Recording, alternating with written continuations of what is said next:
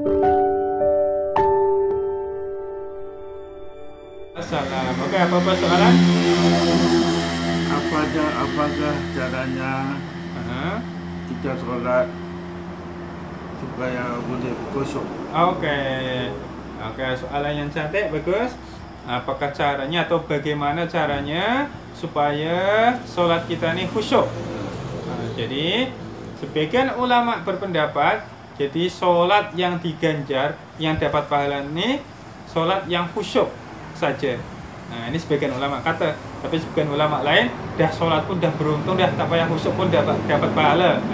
Tapi sebagian ulama berkata bahwa sholat kita sah, tetap sah, cuma yang dapat pahala itu yang khusyuknya saja. Contoh, kita ketakbir saja Allah, apa dia khusyuk, itu je yang dapat pahala. Kalau Al-Fatihah dia tak khusyuk, dia termenung kemana-mana, maka tak didapat pahala. Mana yang khusyuk, yang dibayar, yang dapat pahala. Itu menurut sebagian ulama. Oke, jadi sekarang tips-tips atau cara-caranya supaya sholat kita khusyuk nih macam mana ya.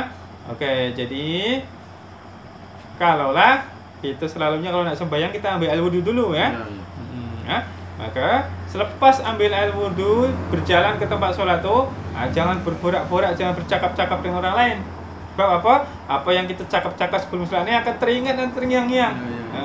Contoh, tengah jalan nih, pas nengok mak nih masak apa mak? Masak nih ayam goreng.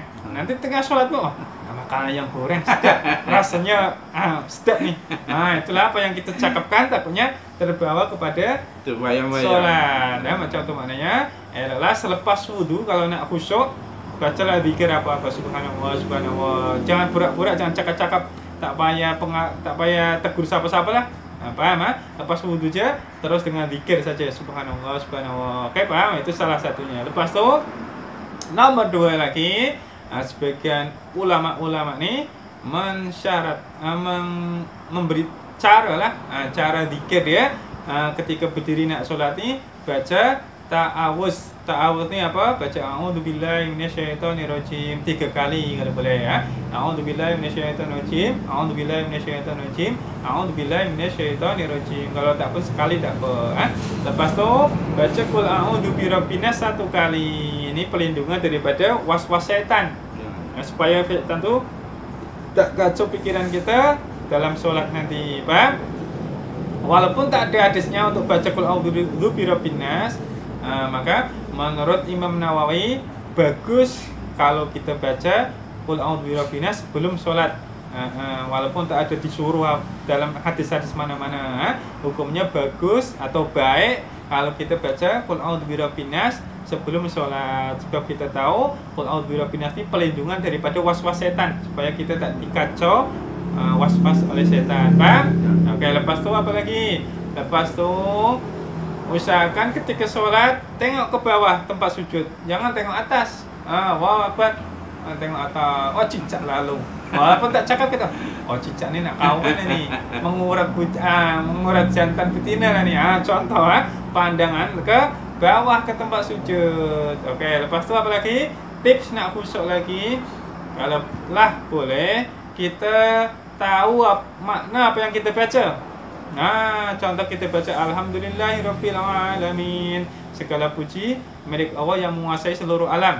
Ar-Rahmanir-Rahim, Allah yang Maha Pengasih lagi Maha Penyayang. Apa yang kita baca kita tahu maknanya kita boleh fokus duanya. Mulut baca, hati bagi makna. Itu tips nak khusyuk cepat maknanya tak sempat nak fikir nasi gosong apa, kita baca Quran Alhamdulillah alamin, hati pun bagi makna segala puji bagi Allah. Kita Allahu Akbar, Allah Maha Besar. Nanti tak sempat nak fikir benda lain. Perlahan-lahan kita pelajari makna bacaan-bacaan dalam sholat. Paham? Itu cara-cara dia. Kalau dah tua tak mampu, tak apa, yang muda-muda ni dah macam akak-akak ni muda lagi boleh menghafal hafal apa makna surah Al-Fatihah. Sebab ni menolong untuk khusyuk. Kalau tak pun kita usaha khusyuk lah. Punya niat sebelum solat ni, saya nak khusyuk dalam solat. Kena ada azam dalam hati sebelum nak solat ni, saya nak khusyuk dalam solat ni sekarang ni. Kena ada niat, kena ada tekad dalam hati, saya ni nak khusyuk. Itu antara lain tips-tips supaya kita solat ni khusyuk, ada niat. Kalau tak ada niat memang sambil lewat je lah kadang. Lepas tu tak tahu makna lagi. Dan lepas tu pandang tengok ke atas lagi. Tengok macam-macam. Kadang kira jam lah macam-macam. Tak khusyuk. Faham ni tengok ke bawah tempat sujud. Lepas tu mengetahui makna apa yang kita baca. Lepas tu pasti sebelumnya baca qul a'udzu birabbil nas dan ta'awudz a'udzubillahi minasyaitonir rajim. Okey, cukup kan? Lagi satu lagi ada sila. Apakah hukum sekiranya saya hendak mendirikan solat, saya tahan kencing? Iya. Soalan cantik. Jadi apa hukumnya tahan kencing sebelum solat? Sebelum solat, dalam solat. Dalam solat. Okey. Sebaiknya nih sebelum sholat tuh kencing dulu. Sebaiknya lah. Tapi kalau terpaksa kita kadang tak terasa nak kencing. Dalam sholat nih ternyata nak kencing juga, nak keluar lah. Okey. Maka hukumnya kalau kita tahan tak ada apa-apa masalah, kita tahan kencing atau tahan kentut tak ada masalah, maka boleh atau harus teruskan saja. Tapi kalau kita tahan nih sampai gemetar, kadang ada, atau menimbulkan sakit perut, maka tak boleh. Maka eloklah dibatalkan sholatnya. Kalau menimbulkan boleh sakit perut, atau membahayakan keluar sholat, kencing saja tak apa. Itu termasuk uzur yang syar'i, yang dimaafkan. Bahwa nanti pula terkeluar airnya sedikit-sedikit, maka batal sholatnya juga, batal wudunya juga, najis pakaiannya. Paham? Maknanya kalau tahan tak ada apa-apa masalah, kita tahan kencing, tahan kentut tak ada masalah dah.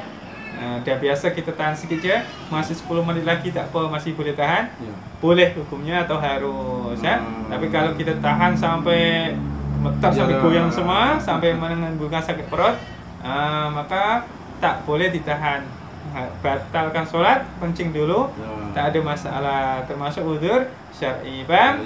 Oke, wallahu a'lam bishawab. Yang betul semuanya dari awal, yang silap salah dari kecil saya mau dimaafkan.